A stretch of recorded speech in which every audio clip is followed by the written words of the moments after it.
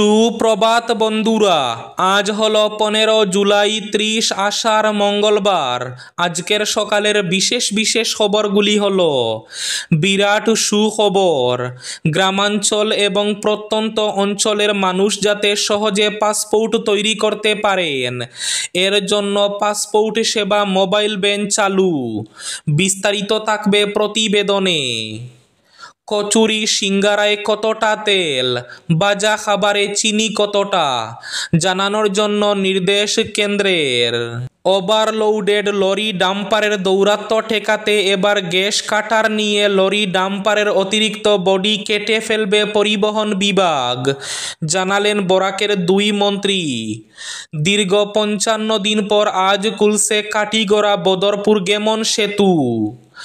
আজ থেকে কাটিগড়া গেমন সেতু ছোট গাড়ির জন্য খোলা।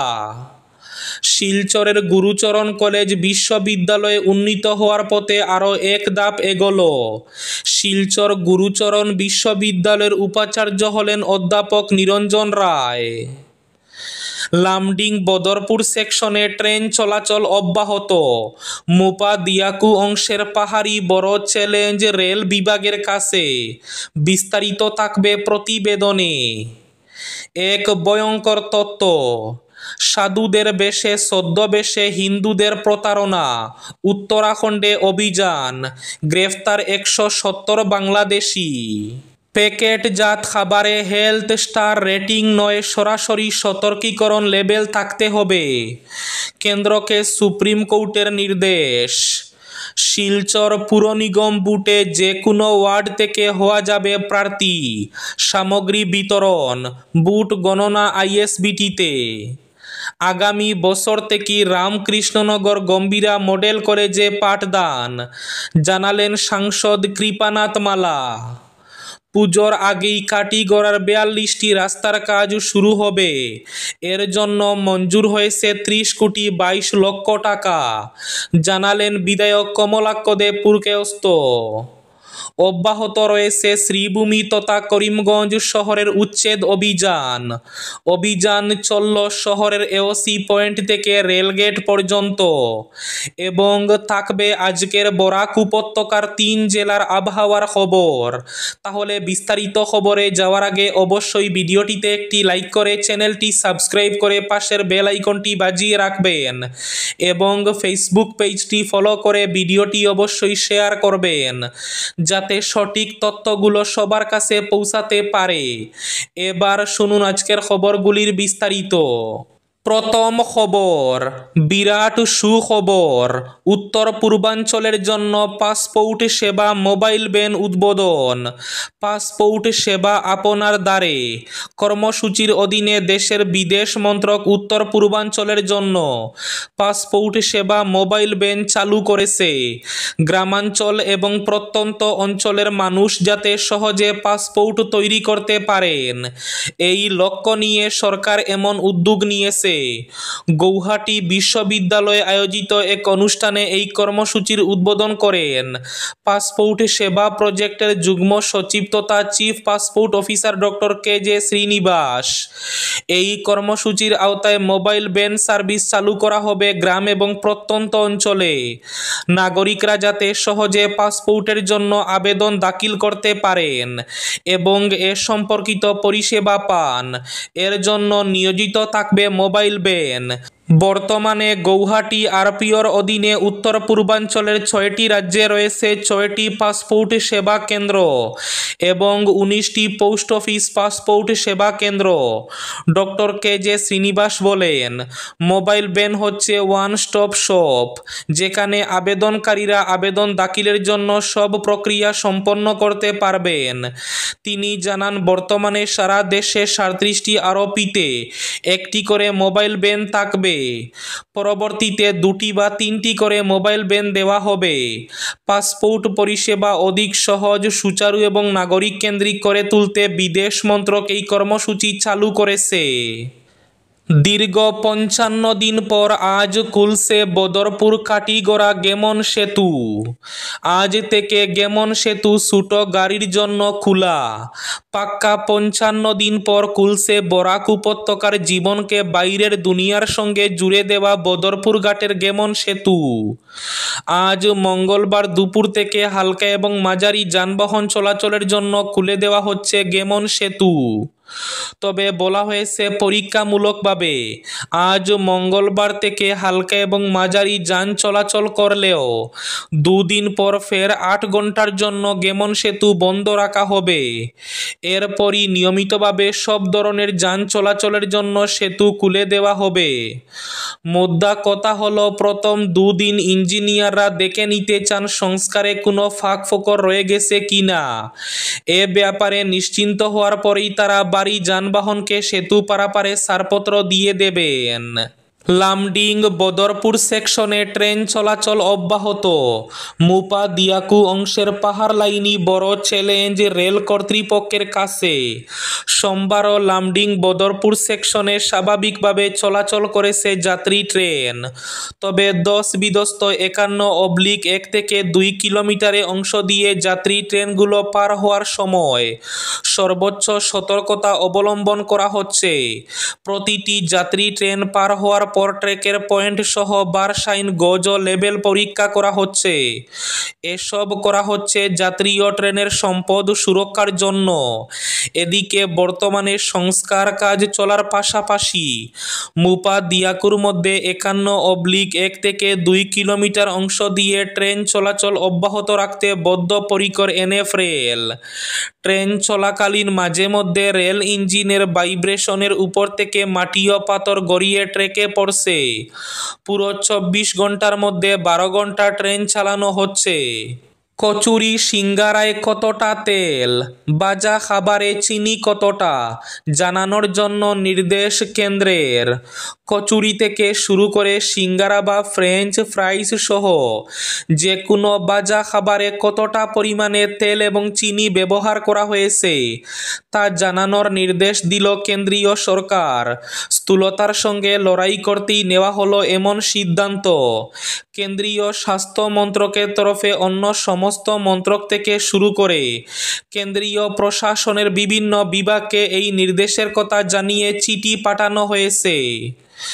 2021 সালে দেশে স্থূলতার সমস্যায় ভুগছিলেন কম বেশি 18 কোটি মানুষ। 2050 সালের মধ্যে সেই সংখ্যা 45 কোটির আশপাশে পৌঁছে যেতে পারে। একথা মাথায় রেখে কচুরি থেকে শুরু করে ফ্রেঞ্চ ফ্রাইজের মতো এরকম খাবার বিক্রির আগে সেখানে ঠিক কতটা তেল এবং চিনি আছে তা উল্লেখ করতে বলেছেন স্বাস্থ্য সচিব। এর ফলে তেল থেকে শুরু করে কতটা চিনি খাওয়া হলো সেটা বোঝা যাবে। এবার লরি ডাম্পারের অতিরিক্ত বডি কেটে ফেলবে পরিবহন বিভাগ। ওভারলোডেড লরি ডাম্পারের দৌরাত্ম্য ঠেকাতে এবার গ্যাস কাটার নিয়ে রাস্তায় নামবে পরিবহন বিভাগ। রাস্তায় দাঁড়িয়ে কেটে ফেলা হবে লরি ডাম্পারের অতিরিক্ত বডি।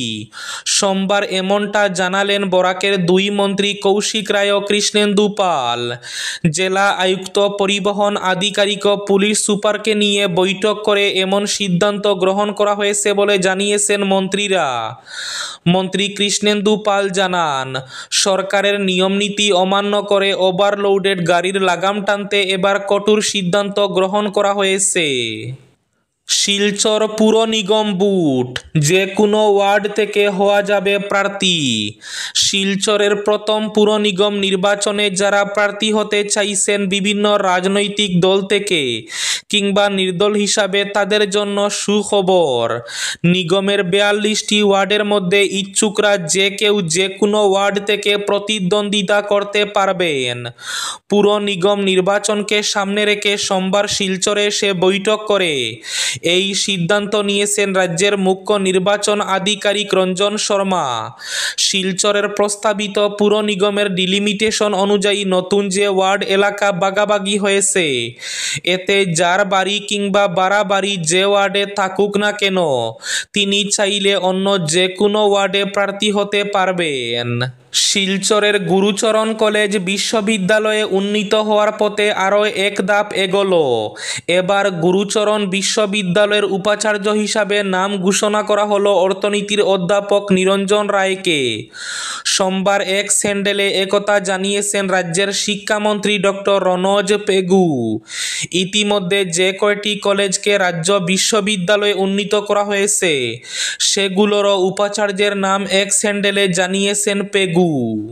ভয়ঙ্কর তত্ত্ব, সাধুদের ছদ্মবেশে হিন্দুদের প্রতারণা, উত্তরাখণ্ডে ব্যাপক অভিযান, গ্রেফতার 170 বাংলাদেশি। উত্তরাখণ্ডে 3 দিনে পুলিশের অভিযানে গ্রেফতার 170 জন বন্ড সাধু। এরা প্রত্যেকেই বাংলাদেশি অনুপ্রবেশকারী। এমনই বিস্ফোরক দাবি করেছে উত্তরাখণ্ড পুলিশ, যা নিয়ে দেবভূমি বলে পরিচিত হিমালয়ের রাজ্যটিতে ব্যাপক চাঞ্চল্য দেখা দিয়েছে।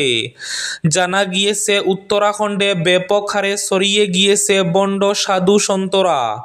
এরা নানা কৌশলে সনাতনীদের ধর্মীয়ভাবে প্রতারিত করছে। এমন অভিযোগ পেয়ে কঠোর পদক্ষেপের নির্দেশ দেন উত্তরাখণ্ডের মুখ্যমন্ত্রী পুষ্কর সিং ধামি। শুরু হয় অপারেশন কালনেমি। কালনেমি শব্দটি নেওয়া হয়েছে হিন্দু পুরাণ থেকে, যার অর্থ দানব বা ছদ্মবেশী, অর্থাৎ যারা ছদ্মবেশ ধারণ করে প্রতারণা ছড়ায়। এই অভিযান থেকে ছদ্মবেশী বাবা ও তাদের সহযোগীদের চিহ্নিত করে গ্রেফতারের নির্দেশ দেন মুখ্যমন্ত্রী।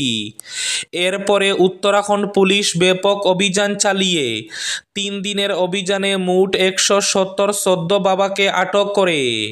প্যাকেটজাত খাবারে হেলথ স্টার রেটিং নয়, সরাসরি সতর্কীকরণ লেবেল থাকতে হবে, এমনই দাবি উঠেছে সুপ্রিম কোর্টের এক জনস্বার্থ মামলায়। খাদ্য নিরাপত্তা এবং প্যাকেজিংয়ে লেবেলিংয়ের প্রয়োজনীয়তা নিয়ে প্রশ্ন তুলে পুনের 2 স্বেচ্ছাসেবী সংস্থা 3S এবং আওয়ার হেলথ নামের 2 ওই সংস্থার দায়ের করা মামলার শুনানি চলছে সুপ্রিম কোর্টে। ওই মামলায় কেন্দ্রকে 3 মাসের মধ্যে খাদ্য নিরাপত্তা সংক্রান্ত নিয়ম কার্যকর করতে বলেছে দেশের সর্বোচ্চ আদালত। অব্যাহত রয়েছে শ্রীভূমি তথা করিমগঞ্জ শহরের উচ্ছেদ অভিযান। সোমবার পুরো অভিযান চলল শহরের এওসি পয়েন্ট থেকে রেলগেট পর্যন্ত অংশে। শ্রীভূমি শহরে রাস্তার পাশে অবৈধভাবে গজিয়ে ওঠা ক্ষুদ্র ব্যবসায়ীদের উচ্ছেদ করা হলো সোমবার। পুরসভার অনুমতিবিহীন শহরের বিভিন্ন এলাকায় যে সকল ক্ষুদ্র ব্যবসায়ী দিব্যি পসরা সাজিয়ে বসেছেন তাদের বিরুদ্ধেই চলছে এই অভিযান। ম্যাজিস্ট্রেটের উপস্থিতিতে চলছে অবৈধভাবে বসা ব্যবসায়ীদের উচ্ছেদ অভিযান। আজকের বরাক উপত্যকার 3 জেলার আবহাওয়ার খবর।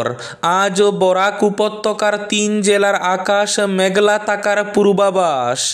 শিলচর কাছাড়ে আজ সর্বোচ্চ তাপমাত্রা থাকবে 34 ডিগ্রি সেলসিয়াস এবং সর্বনিম্ন তাপমাত্রা থাকবে 26 ডিগ্রি সেলসিয়াস।